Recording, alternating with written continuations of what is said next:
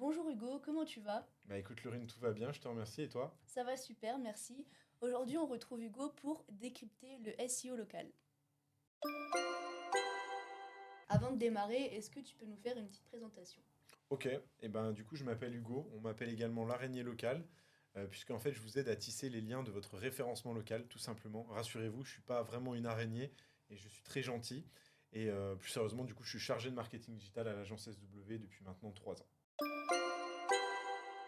Est-ce que tu peux nous expliquer ce qu'est le SEO local et quelle est la différence avec le SEO traditionnel? Oui, bien sûr. Du coup, pour commencer, pour ceux qui ne le sauraient peut-être pas, le SEO, c'est Search Engine Optimization.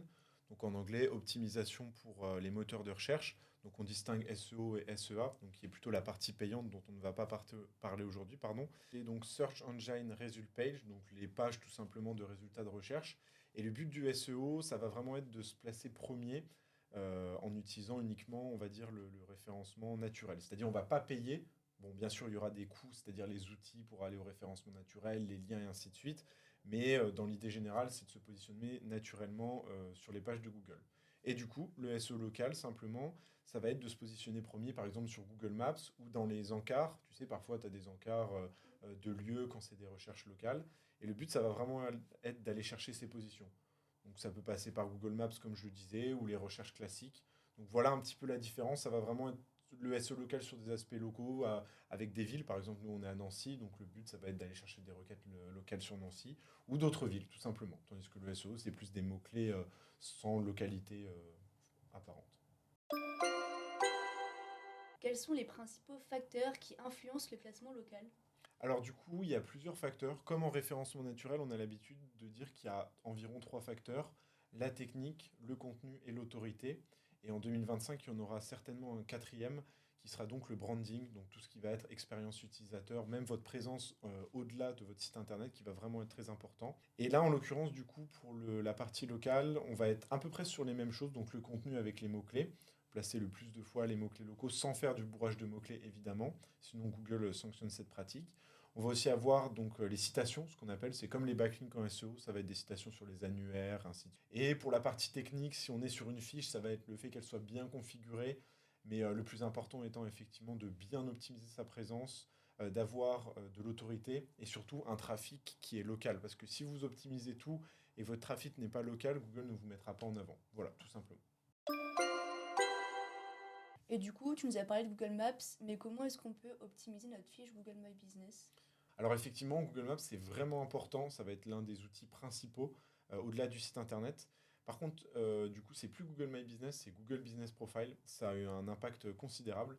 C'est absolument faux, ça ne change rien. Ce sont simplement des noms, voilà. Et du coup, pour cette partie, donc les critères principaux, ça va vraiment être le titre, à ne pas changer trop souvent, sinon Google va suspendre la fiche. La description avec 750 caractères, donc là c'est vraiment important de mettre le plus de mots-clés possible, notamment locaux, encore une fois sans bourrer, sinon ça va être sanctionné. Et après, on aura différents accès comme les photos qui vont être intéressantes, les vidéos de plus en plus, les Google Posts que certains négligent. Voilà, il y a vraiment énormément de possibilités, mais je dirais que les principaux, c'est vraiment le titre, la catégorie et la description. Justement, en parlant de fiches, quelles sont l'importance de ces avis? Alors les avis, ça va vraiment être très important, notamment sur la fiche, puisque je pense que tu as déjà vu, et même vous qui nous regardez, plusieurs personnes qui achètent des avis finalement. Donc des avis, on voit hein, très bien, il n'y a pas de photo de profil, il n'y a pas d'avis, il n'y a pas de photo. Et ben, sachez que Google peut vraiment sanctionner ça. Et au contraire, si vous récoltez énormément d'avis en une courte période de temps, votre fiche sera temporairement mise en avant, mais après elle va redescendre. Donc le but, c'est de récolter des avis sur le long terme.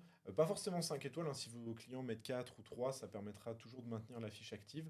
Donc je dirais vraiment qu'en fait les avis sont importants, mais c'est surtout la manière de les collecter qui va être primordiale. Et d'ailleurs justement, si vous voulez, j'ai un webinaire à ce sujet. Comment obtenir beaucoup plus d'avis sur sa fiche Google, si ça peut vous intéresser. Voilà. Comment les petites entreprises peuvent-elles rivaliser avec les grandes enseignes? Alors du coup, il y a plusieurs possibilités. C'est vrai que du coup, le SEO local, les règles sont un peu différentes, notamment avec l'aspect local. Du coup, si la moitié de ton trafic vient de la localité en question, il y a plus de chances d'être référencé. Donc il y a déjà aussi plus de possibilités pour, entre guillemets, éliminer la concurrence. Et il y a aussi une solution qui s'appelle Local Ads. Elle n'est pas éligible à tous les secteurs d'activité, mais par exemple, un plombier local pourra mettre en avant son service et apparaître encore au-dessus des publicités. Donc il y a différentes solutions, comme le fait de miser sur son trafic, bien optimiser sa fiche. Et dans la localité, c'est vrai que les grandes entreprises, souvent des franchises, ne pensent pas à optimiser chaque fiche ou alors sont obligées de le faire en masse. Donc c'est peut-être un peu moins pertinent que quelqu'un qui prendrait le temps de le faire fiche après fiche. Voilà.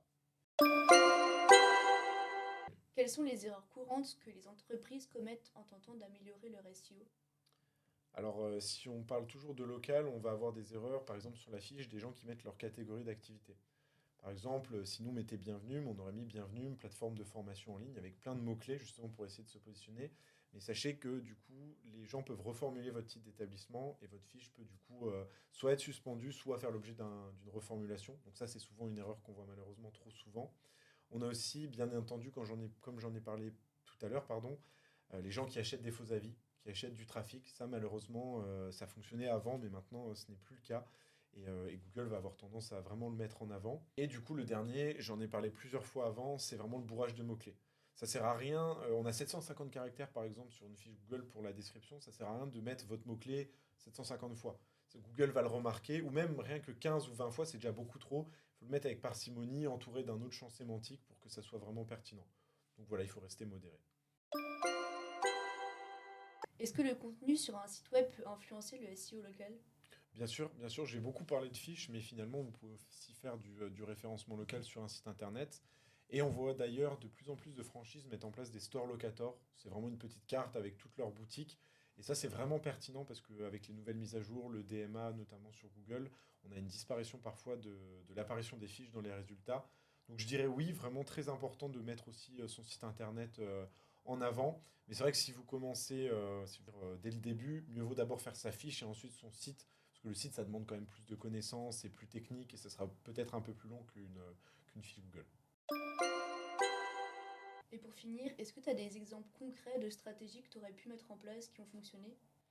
Alors oui, du coup, j'en parlais précédemment. On a la partie Local Ads qui a vraiment bien fonctionné pour un plombier notamment. Donc le fait d'apparaître au-dessus et surtout en urgence quand on tape plombier plus le nom de sa ville, c'est qu'on a vraiment un besoin assez urgent ou qu'on est plus dans l'informationnel, mais généralement c'est pour de l'urgence. Donc ça fonctionne très bien si vous nous écoutez et que vous avez un secteur plutôt lié au service et éligible à Local Ads. Eh bien, je vous invite à vous renseigner sur ce sujet. Sinon, voilà, après, on a des exemples à l'appel de simples fiches, entre guillemets, qui n'ont pas utilisé Local Ads, mais qui ont permis de remonter dans les résultats et d'avoir plus d'appels. Donc voilà, je pense que j'ai tout dit. Et voilà, l'interview touche à sa fin. Je te remercie Hugo d'être venu et d'avoir pu nous parler un peu plus du SEO local. On se retrouve très bientôt pour de nouvelles vidéos et de nouvelles interviews. Si vous voulez voir plus de contenu, et même toi Hugo, vous pouvez vous rendre sur bienvenue.org. À très vite et merci Laurine. Merci à toi, à bientôt.